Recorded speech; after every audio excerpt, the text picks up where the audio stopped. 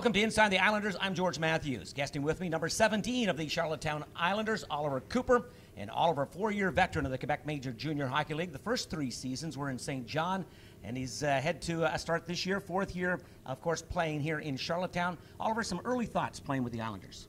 Oh, I love my time here so far. I mean, great group of guys in there, the coaching staff, and the whole organization. Really, it's just been great. When I walked in on day one, I felt like I've been playing here my whole career. So it was a special feeling, and I'm looking forward to the rest of the season.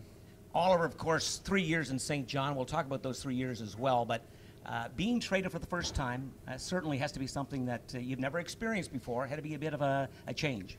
Yeah, it was kind of a shock to the system. I wasn't expecting to get traded or anything like that. And then one day suddenly the phone rang and I was gone. So it was. I think the toughest part for me was calling my billets in St. John and letting them know that I had been traded. That was the hardest thing. But for me, I looked at the opportunity as a good experience and a positive thing for me, especially moving forward in my hockey career and as a person too. As I said in the opening, a 4-year veteran now in the Quebec Major Junior Hockey League, 3 years in St. John. You were in the back end of those back-to-back championships for the St. John Sea Dogs. Quite a run for St. John. But you had a chance to experience the Memorial Cup as far as the St. John Sea Dog was concerned. That has to be one of your career highlights. Yeah, for sure. To this day, it's the biggest highlight of my career.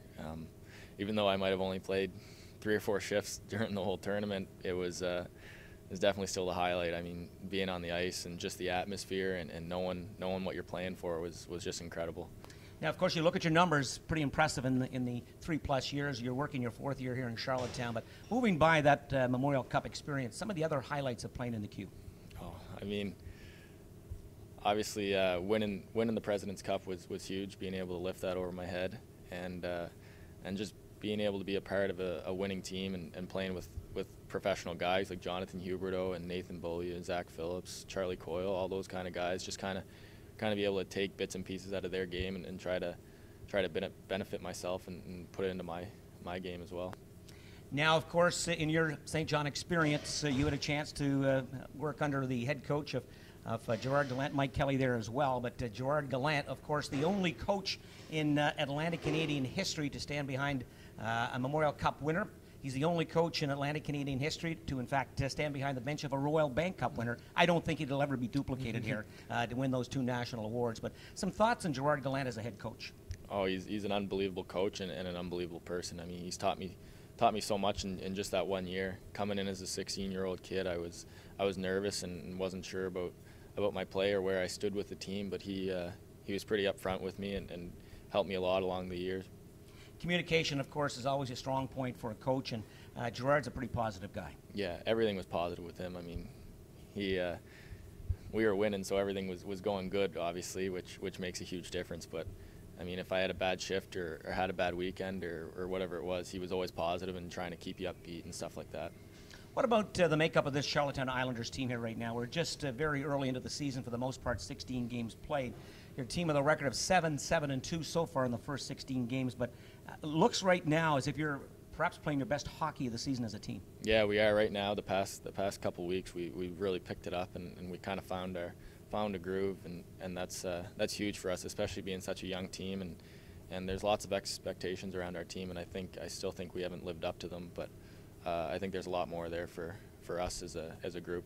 Oliver Cooper guesting with us here on Inside the Islanders. And if you take a look at this team with the record right now, up until at least Christmas time, how do you see this team improving? Oh, I think it's going to be all uphill from here. I mean, we kind of had a slow start, but I mean, we're a young team and there's a lot of new guys here, so just trying to gel as a team and get comfortable with each other on and off the ice. It's been a process, and I think from here on in, it's just going to be all uphill.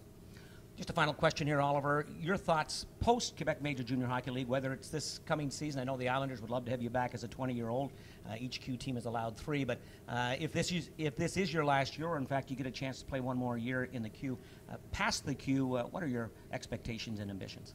Obviously the dream's to play pro hockey, but if that doesn't work out for whatever reason, I'd like to go to school and try to play hockey for a few years there and get a degree and then see where that takes me. That is Oliver Cooper. I'm George Matthews. You've been watching Inside the Islanders.